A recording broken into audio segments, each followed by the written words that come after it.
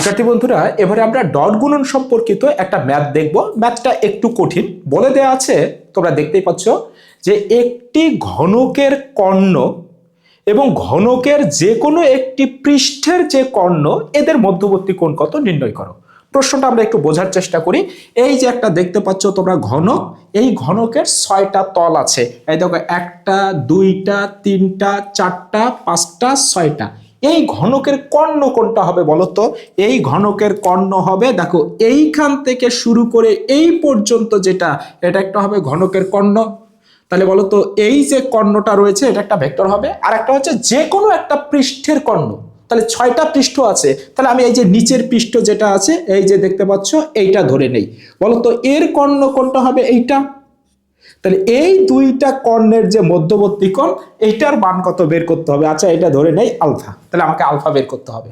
চলো আমরা প্রশ্নটা আরেকটু ভালো করে বোঝার চেষ্টা করছি। আমার কাছে একটা ঘনক রয়েছে, তাহলে এই ঘনকের কর্ণ, বলতো এই ঘনকের কর্ণ কোনটা হবে?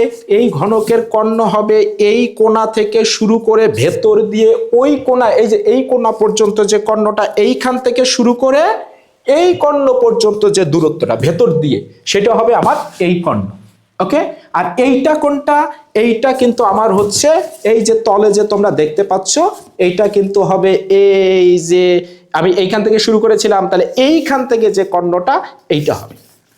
ওকে, তাহলে এই কর্ণ এবং এইখান থেকে ওই পাশের যে ভেতরের কর্ণ, এদের মধ্যবর্তী কোণ কত, এটা বের করতে হবে। আচ্ছা, একটু খেয়াল করো, এটা যদি আমি এক্স অক্ষ ধরি, এক্স অক্ষ ধরেছি, বলতো তাহলে এইটা ওয়াই অক্ষ, হ্যাঁ, তাহলে এইটা আমার জেড অক্ষ, এই যে এইটা আমার জেড অক্ষ। তাহলে বলতো এক্স অক্ষ বরাবর একক ভেক্টর আই, ওয়াই অক্ষ বরাবর একক ভেক্টর জে, জেড অক্ষ বরাবর একক ভেক্টর কে। তাহলে বলো এই যে একটা পৃষ্ঠ আছে, এর যে কর্ণটা আছে, এই কর্ণটা কোন ভেক্টর হবে? এটা তো আই। ওকে, আর এইটা কি বলতো? এই যে এইটা, এইটা বলতো এইটা হচ্ছে আমার জেড অক্ষ, এই যে এই বরাবর। বুঝতে পেরেছো আশা করি? তাহলে এইটা হলো আমার এক্স অক্ষ, আর এইটা হচ্ছে আমার জেড অক্ষ, আর এইটা কিন্তু আমার হচ্ছে ওয়াই অক্ষ। বলতো এইটা যদি আমার এক্স অক্ষ হয়, তাহলে এটা আই। ওকে, আর এইটা যদি আমার ওয়াই অক্ষ হয়, এইটা জেড অক্ষ হয়, তাহলে বলতো এই বিন্দুটার স্থানাঙ্ক কত হবে? এক্স আর জেড। ওকে, তাহলে এই যে ভেক্টরটা আছে, এই যে ভেক্টরটা আছে, এটা হবে আই প্লাস কে। ওকে, তাহলে আমাদের এই ভেক্টরটা হবে, এটা হবে আই প্লাস কে। আশা করি বুঝেছো। আর এই যে ভেক্টরটা আছে, বলতো এটা এক্স এর মানও আছে, তারপরে হচ্ছে কে এর মানও আছে, আবার জে এর মানও আছে, মানে এক্স ওয়াই জেড। তোমরা খেয়াল করো, আমি আরেকবার দেখাই তোমাদেরকে। এই যে এই বিন্দুটা, এই যে এই কর্নারটা, এই বিন্দুটা, তাহলে দেখো তো এইটা যদি হয় এক্স, এইটা হচ্ছে আমার ওয়াই, আর এটা হচ্ছে আমার জেড, তার মানে 3টা মানেই আছে। তার মানে এই যে কর্ণটা, এটা হবে আই প্লাস জে প্লাস কে। তার মানে এই দুইটা ভেক্টরের মধ্যবর্তী কোণ কত? আলফা। এটা বের করতে বলেছে। আশা করি প্রশ্নটা বুঝেছো। এখন ডট গুণন করবে এই দুটোকে, তাহলে মধ্যবর্তী কোণ বেরিয়ে যাবে। তাহলে এই দুইটাকে আমরা ডট গুণন করব। তাহলে আমরা সূত্র জানি, P dot Q is equal to P Q cos alpha. এটা সাহায্য নেব সব সময়। তাহলে বলো তো পি ভেক্টরটা কোনটা? আচ্ছা, এটা ধরে নেই। তাহলে পি ভেক্টর হলো আই প্লাস জে প্লাস কে, আবার ডট থাকলো। বলো তো কিউ ভেক্টরটা কোনটা? I plus K is equal two, তাহলে এই পিটা হবে এইটার মান, এইটার মান বলো তো এইটার মান কত?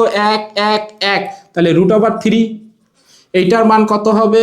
√2, আর এখানে হবে কস আলফা। ওকে, চলো ডট গুণনটা করে ফেলি। এটা দিয়ে এটাকে যদি গুণ করি 1, আই ডট আই এর মান 1 হয়ে যাবে।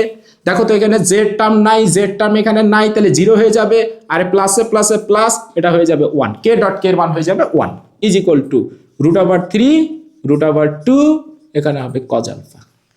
তাহলে cos alpha is equal to কি লিখতে পারি?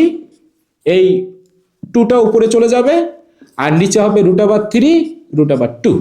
ওকে, তাহলে এইখান থেকে কি লিখতে পারি? আলফা ইজ ইকুয়াল টু হবে কজ ইনভার্স, বলো তো উপরে √2 আর নিচে √3 লেখা যায়। 35.3 এত ডিগ্রি, এটা আমাদের আনসার। উত্তরটা হয়ে গেছে। তার মানে কোনো একটা ঘনকের কর্ণ এবং ঘনকের যে কোনো একটা তলের যে কর্ণ মানে পৃষ্ঠের কর্ণ, এদের মধ্যবর্তী কোণের মান হবে 35.3 ডিগ্রি। এইভাবে খুব সহজেই আমরা ডট গুণনের সাহায্যে আমরা দুটো ভেক্টরের মধ্যবর্তী কোণ বের করতে পারি। সবাইকে ধন্যবাদ।